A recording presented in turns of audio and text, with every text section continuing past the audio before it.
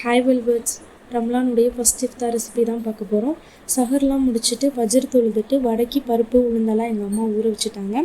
லுஹர்லாம் தொழுதுட்டு வடை ரெடி பண்ண ஸ்டார்ட் பண்ணியாச்சு. நானும் வெங்காயம் எல்லாத்தையும் உரிச்சு வச்சுட்டேன். ஸோ எங்கள் அம்மா டக்குனே ரெடி பண்ணிட்டாங்க. கடையில் வடை வாங்கினா எங்கள் வீட்டில் யாருக்குமே பிடிக்காது. ஸோ எப்போவுமே ரமலானுக்கு எங்கள் வீட்டில் தான் நாங்கள் வடை பண்ணுவோம். ரோஸ் மில்கில் ஐஸ் க்யூப்ஸ் போட்டால் ரொம்ப தண்ணியாக இருக்கும். ஸோ முன்னாடியே நான் பாலை ஃப்ரீசரில் வச்சுருவேன்.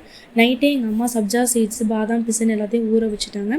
கரெக்டாக 6 o'clock வந்ததும் எங்கள் அம்மா வடை போட ஆரம்பிச்சிட்டாங்க. சைட் பை சைட் நான் சர்பத் ரெடி பண்ணிகிட்டு இருந்தேன். நோன்பு வச்சுருந்தனால எதையுமே டேஸ்ட்டு பார்க்கல. பட் நோன்பு திறக்கும் போது சர்பத் எல்லாத்தையும் குடிச்சு பார்க்கும்போது எல்லாமே டேஸ்ட்டெல்லாம் கரெக்டாக தான் இருந்துச்சு. சர்பத்தில் நான் எப்போவுமே சப்ஜா சீட்ஸ் போடுவேன். அது ரொம்பவே நல்லாயிருக்கும். நீங்களும் கண்டிப்பாக ட்ரை பண்ணி பாருங்கள். ஃபைனலாக ரோஸ் மில்க் தான் ரெடி பண்ணேன்.